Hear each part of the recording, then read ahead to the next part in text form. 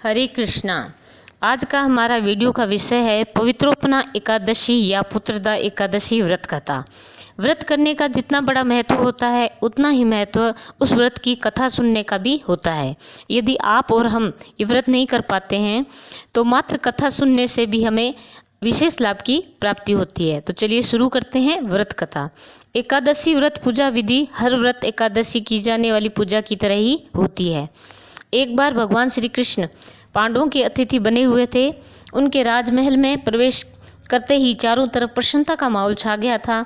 आतिथ्य स्वीकार कर भगवान श्री कृष्ण और राजा युधिष्ठिर किसी बात पर चर्चा करते हुए एक साथ बैठे थे। युधिष्ठिर महाराज ने कहा, हे मधुसूदन, श्रावण पक्ष के शुक्ल पक्ष में पड़ने वाली कौन सी एकादशी होती है और उसका महत्व क्या है? तब मधुसूदन ने मुस्कुराते हुए कहा, हे राजन, श्रावण शुक्ल पक्ष में आने वाली एकादशी का नाम पवित्रा एकादशी, पवित्रोपना एकादशी है। चातुर्मास में आने वाली इस विशेष एकादशी कथा का श्रवण मात्र करने से भी विशेष यज्ञ फल प्राप्त होती है। अब मैं इस विषय में आपको एक पौराणिक कथा कहता हूँ, ध्यान पूर्वक सुनना। समय था द्वापर युग का और स्थान था महिष्मतिपुरी। ये नगरी इतनी सुंदर थी कि स्वर्ग भी इसके सामने फीका लगे। संपूर्ण राज्य में शांति और प्रसन्नता थी। प्रजा को अपनी संतान की तरह पालने वाले राजा थे महिजदा। बाहरी रूप से देखा जाए तो कोई भी स्थान ऐसा नहीं था जहाँ दुख के बादल हों। चारों तरफ सुख, समृद्धि, शांति थी। परंतु इतने सौभाग्यशाली राजा अपने आप को दुर्भाग्यशाली मानते थे, क्योंकि उनके जीवन में पुत्र का सुख नहीं था। चारों तरफ कीर्ति फैली हुई थी, परंतु निसंतानता उनके मन में कहीं न कहीं निराशा डेरा डाले हुआ था। और क्यों ना हो निराश, क्योंकि राज्य के भावी उत्तरदायी अभी तक तो नहीं मिला था। एक दिन राजा ने सभी विद्वान संतों, ब्राह्मणों को राजमहल में आमंत्रित किया और उनसे कहा, हे महान विद्वान जनों, मैं अपने जीवन में अभी तक ऐसा मैंने कोई कार्य नहीं किया जिससे किसी की अपकीर्ति हो या किसी का अपमान हो। मैंने किसी का शोषण नहीं किया, किसी का बुरा नहीं किया, फिर मुझे निसंतानता का दंड क्यों मिला है? कृपया आप मुझे इसका कोई समाधान बताएं। विद्वान जनों, ब्राह्मणों और संतों ने आपस में चर्चा की, शास्त्रों में झांक कर देखा, पर कुछ समझ में नहीं आ रहा था। तब विद्वान जनों ने निश्चय किया कि वे जंगल में जाएंगे और भिन्न भिन्न आश्रमों में होते हुए महान तपस्वी और ऋषियों का दर्शन करेंगे। तब जब वे वन में गए तो उन्हें बहुत प्रकाश दिखाई दिया, और वह प्रकाश था महान ऋषि लूमस का। और महान ऋषि लूमस आश्रम में तपस्या में लीन थे।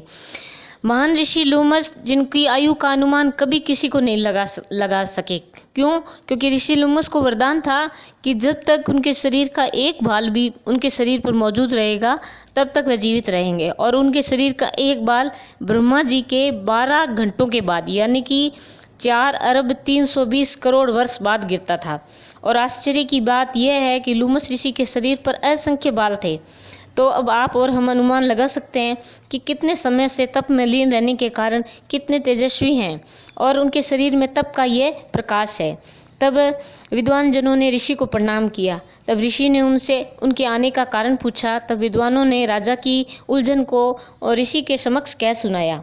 ऋषि लूमस आंख बंद करके ध्यान मग्न होकर कुछ समय बाद अपनी आंखों को खोला और कहा, आपके राजा तो अत्यंत ही धर्मपरायण हैं, परंतु पूर्व जन्म में किया गया अपराध उन्हें इस जन्म में भी पीड़ा दे रहा है।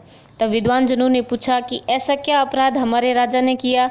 तब ऋषि ने कहा, पूर्व जन्म में आपके राजा एक व्यापारी थे और व्यापार हेतु भ्रमण करते हुए कुछ अपराध करते थे। एक बार वे एक गांव से दूसरे गांव की यात्रा कर रहे थे। समय था ज्येष्ठ मास की गर्मी का और दिन था एकादशी का। गर्मी के मारे उनको प्यास ने बहुत व्याकुल कर दिया था। तब उन्हें वहाँ एक सुंदर जलाशय दिखाई दिया। जब वे पानी पीने जलाशय पर पहुँचे तो वहाँ एक गाय अपने बछड़े के साथ प्यास से व्याकुल जलाशय पर पहुँची और पानी पीने लगी। तब राजा ने कहा, हट, यहाँ से हट, मुझे पानी पीना है, मुझे अधिक प्यास लगी है। इस तरह निर्दयता से उसे पानी नहीं पीने दिया और वहाँ से हटा दिया। तब राजा ने पानी पीने लगा और स्वयं पानी पीकर प्यास बुझाया, और इसी पाप के कारण इस जन्म में राजा को निसंतानता प्राप्त हुई है। ऋषि की बात सुनकर विद्वानों ने कहा, हे ऋषिवर, पुण्य जन्म कार्य कर व्यक्ति अपने पूर्व जन्म पापों को भी नष्ट कर सकता है, तो कृपया कर कोई ऐसा उपाय बताएं जिससे हमारे राजा की अपने पूर्व जन्म पाप नष्ट हो सकें। तब लूमस ऋषि ने कहा, श्रावण पक्ष के शुक्ल पक्ष में पड़ने वाली पवित्रा एकादशी को पुत्रदा एकादशी भी कहा जाता है। राजा और प्रजाजन सहित आप सब इस व्रत का निष्ठा और नियम पूर्वक पालन करें और द्वादशी पर इससे प्राप्त पुण्य को राजा को दे दें, जिससे उनके पूर्व जन्म अपराध मुक्त हो जाएंगे और उन्हें संतान की प्राप्ति अवश्य होगी। ऋषि की बात सुनकर विद्वान जन अत्यंत प्रसन्न हुए और अपने राज्य में लौट आए और राजा को भी यह शुभ समाचार कह सुनाया। और जब श्रावण शुक्ल पक्ष की एकादशी पवित्रा एकादशी आई तो अपने परिवार प्रजाजन सहित नियम और निष्ठापूर्वक एकादशी व्रत का पालन किया। तब उन्हें पुण्य फल की प्राप्ति हुई और सुंदर राजकुमार की प्राप्ति हुई। और कथा को संपन्न करते हुए भगवान कृष्ण ने युधिष्ठिर से कहा कि हे राजन, जो कोई इस एकादशी का व्रत करता है, इस कथा को सुनता है, उसे पुत्र की प्राप्ति होती है, उसके समस्त पाप नष्ट हो जाते हैं और इस एकादशी से ही भगवान के झूलन उत्सव का प्रारंभ भी होता है। हरे कृष्णा।